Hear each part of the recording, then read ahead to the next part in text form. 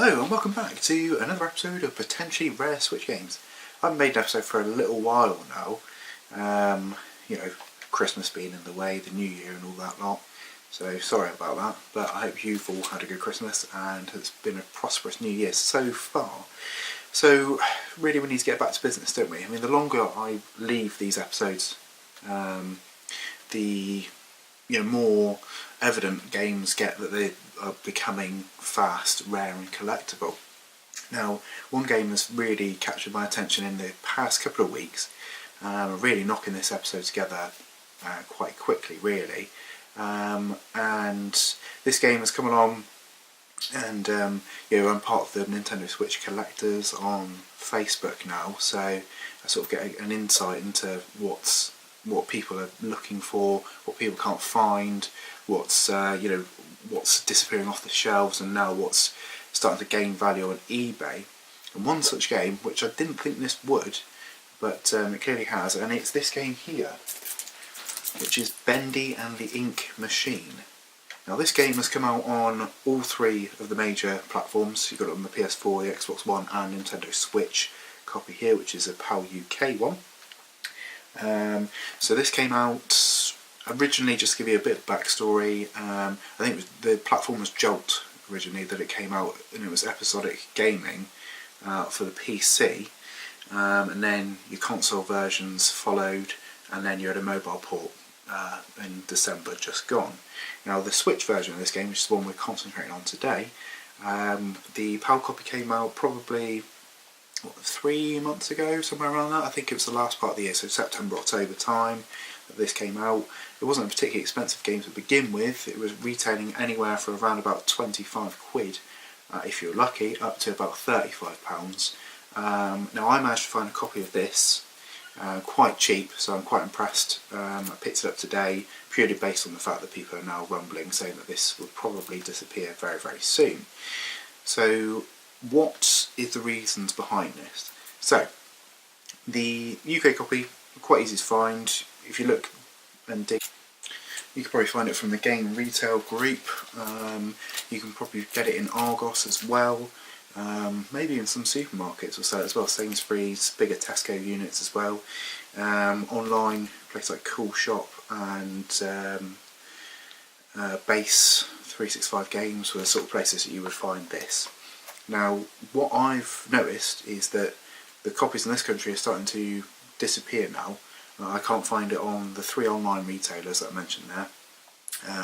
Argos, if you look on their website, although they're selling it the cheapest at the minute, their copies are selling out across the country, so it is disappearing. I didn't see any copies in game when I was last in there either, Specialist. And the reasons for this is because in America this is GameStop exclusive, and the game actually has quite a cult following as it is anyway, because it's actually a decent game, and there aren't enough copies kicking around for the demand. So where the Switch is region free, what you're finding is a lot of PAL copies are actually finding their way over to the United States, and people are playing the game there, because you get sort of your rare games, and then you get your rare games that are actually sought after as well. And a rare sought after game means that people are actually going to want this game to play it, so it doesn't really matter whether it's got a pan-European game information on it or whether it's got the sort of teen, kids to adults ratings that the Americans have. People just want to play it. So I think that's the reason why we're starting to see this now disappearing, even in this country as well. The story of the game is pretty cool. It's I think you were like an animator for a company, and you get invited back by the head of the company like a little time later. I think it's based in 1966 or somewhere around there. And what you find is that these, not everything's not as it seems, and it fast becomes almost like sort of a horror type game, survival horror. A lot of hiding around and stuff and solving puzzles. And it's, it even says on the back that it's got varied gameplay. So you've got first-person combat, you've got horror puzzles, stealth, and numerous hidden secrets. It's a beautiful cartoon world which is lovingly crafted by a small indie studio. That's Joey Juice Studios, they're called. Just, you know, as an FYI, I mean, I'll tag them on Twitter with this to say that, hey, your creation actually is gaining a cult following and people actually are taking notice of this. So yeah, basically, if you're a fan of the game, you can actually go on joeydrewstudios.com and sort of join in the discussion about the game itself. What I will read you is a back blurb of the game. So it's Bendy and the Ink Machine is a first-person puzzle action horror game with a unique cartoon atmosphere and is an intense, frightening storyline that keeps you guessing throughout. Henry was the lead animator of Joey Drew Studios in the 1930s heyday, a studio that was best known for producing animated cartoons of their most popular and beloved characters, Bendy. Many years later, Henry receives a mysterious invitation from Joey Drew himself to return to the old cartoon workshop. Journey deep into the sketchy madness of this twisted cartoon nightmare. Fight the darkness, escape the ink demon, fear the machine. The secrets of Bendy and the Ink Machine are about to come to life. And that's basically what it's about, as the creations do come to life in a sort of demented sort of way. You know, these sort of games are very much in vogue at the minute. You've got things like Cuphead, which is doing the rounds on the Xbox One. You know, this sort of aesthetics of 1930s, 40s cartoon style.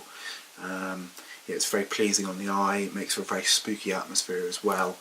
So I'm looking forward to actually digging into this and actually giving it a try, giving it a play. It supports the Pro Controller as well.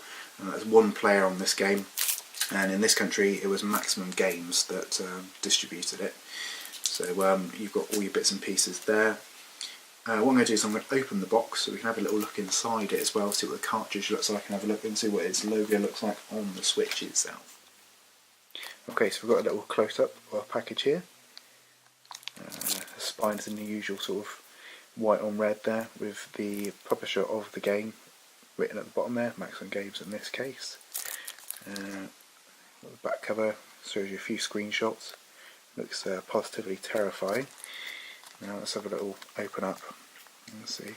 Curiously, the software is only in English, which you would expect it to have all languages, but yeah, only in English. Right, okay, basic sort of envelope fold shrink wrap in the game. Probably going to regret opening this now, especially if it raises in value. Right, okay, on the inside, sadly no manual or any sort of precautions on the inside, but the cartridge is, you know, does the job. It's pretty cool. I don't know why it's got French on there as well, when in actual fact it doesn't seem like it'll support French. Right, and what I'm going to do is put the cartridge inside the Switch as well, so we see exactly what's going on. And I'll cut to a trailer to show you, you know, a little bit about the game. It's got reviewed quite highly. So, you know, people do like this game. Bloody flap on the Switch.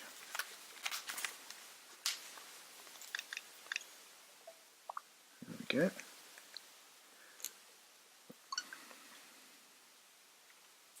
Right, so you've got the options to download a new update for this game should you want to. We're not going to at this moment. It's got a very Bioshock feel to that when it starts up, hasn't it? Yeah, it's pretty cool, I like that. That's very Bioshock and Fallout as well. Basic, yeah, cool. Right, so there we go. I'm going to save playing it till later. You can get your own damn copy to play. Right, so would I recommend Bendy and the Ink Machine to you? I certainly would. I'm going to put good money on the fact that this will at least double in value in sort of maybe a year or two, if not a shorter amount of time.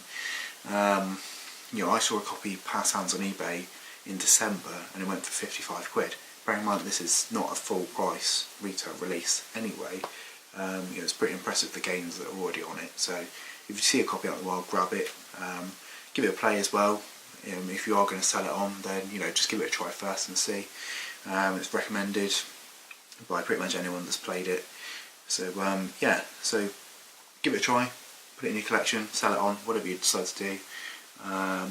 You know, check out some of the previous episodes of the games that I've covered in the past as well. I've done the Mutant Muds collection, I've done Human Fall Flat. You know, I've done Flame and the Flood as well, and I've done Has Been Heroes, and unbox. That one maybe will not be so rare, but still. There we go, so check out, subscribe, leave me some comments. What do you think is going to be a future Rare Switch game? Join the discussion, alright? And we'll catch you in the next episode, alright? See you later.